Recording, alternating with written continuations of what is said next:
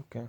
Count negative numbers in a sorted matrix. Given M product and matrix, it's called grid, which is sorted in non-increasing order, both row-wise and column-wise.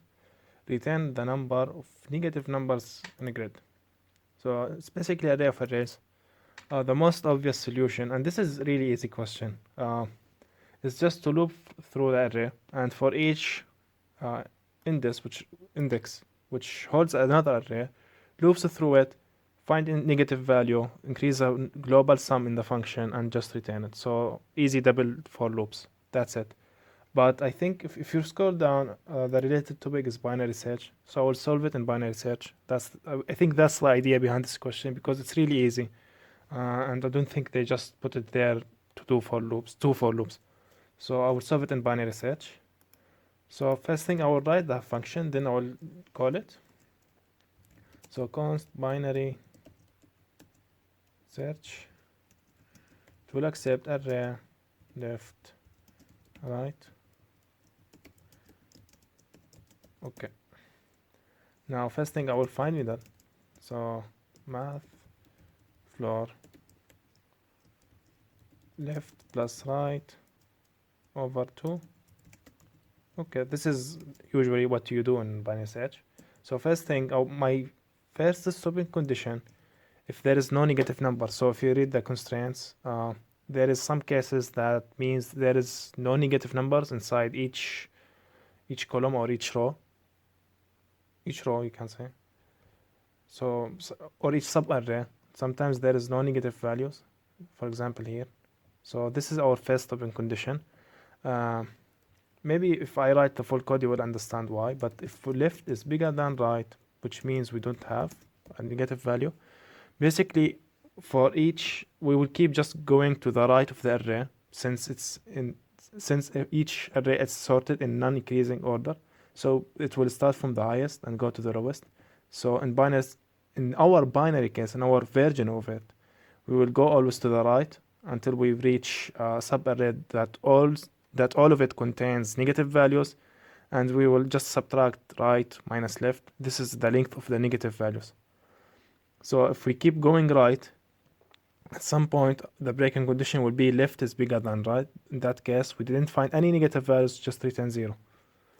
Okay, I think this is clear. So the second thing, if we find a range that contains only negative value, it will be like this. So if array of index left is less than 0 and array of index right is less than 0, just return right minus left.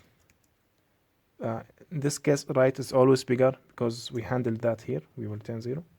And always sum it by 1, because when we call this function, we will subtract 1. We will start from index 0 and to the length of the array minus 1.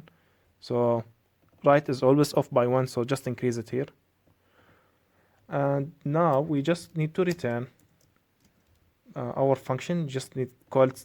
It should call itself. If these two lines does not fire, just call it self recursively. Pass the same array, and now maybe I think this could be written in two if statements. So if else, but I will try to write it in a single in the inline if statement. So first thing, I will check if the array of index mid minus 1 is less than 0, which means we need to step back, because sometimes the middle might land on a specific element.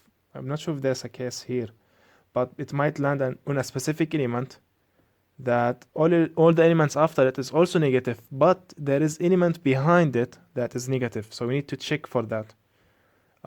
Maybe not one element, maybe a couple of elements.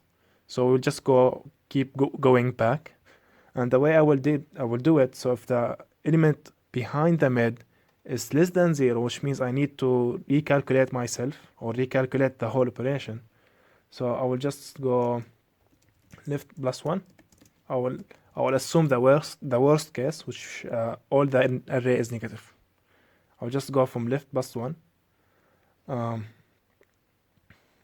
Or at least the first element is positive, or all the others are negative, no matter how long this array is.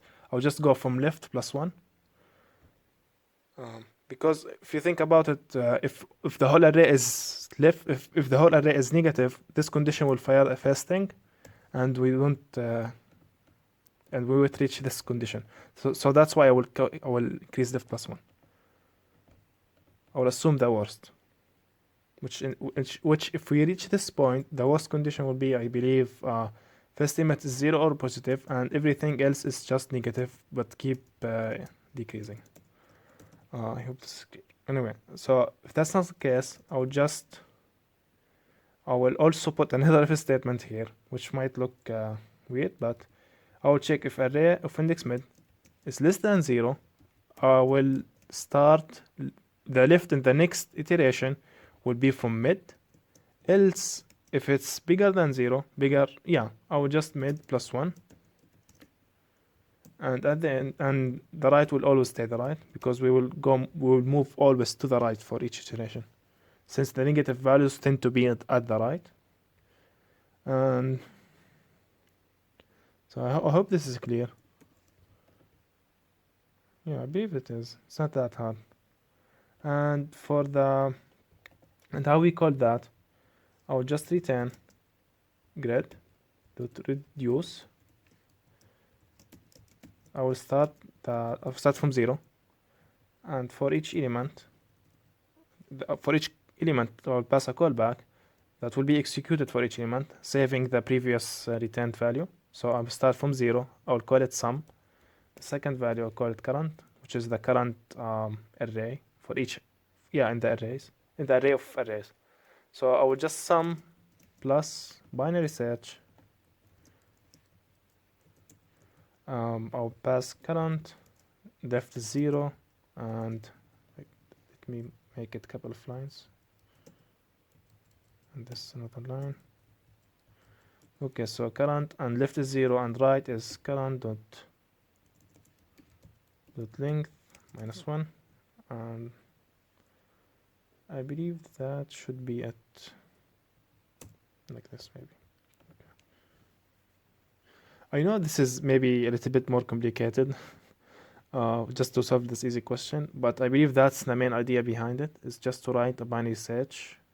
You can write it iteratively or recursively, but I believe my internet connection went down. Sometimes it does that, I'm not sure why. Just hold on. So I'll select.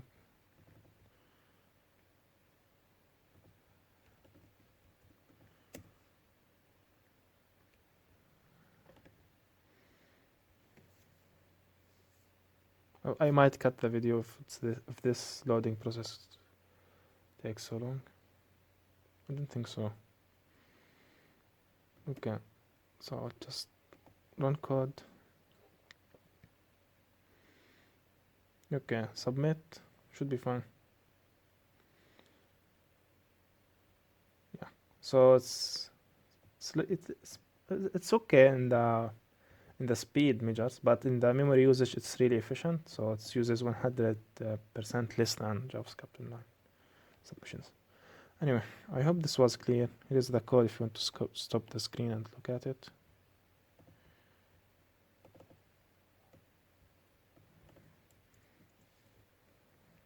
Yeah, here it is. Okay, thank you.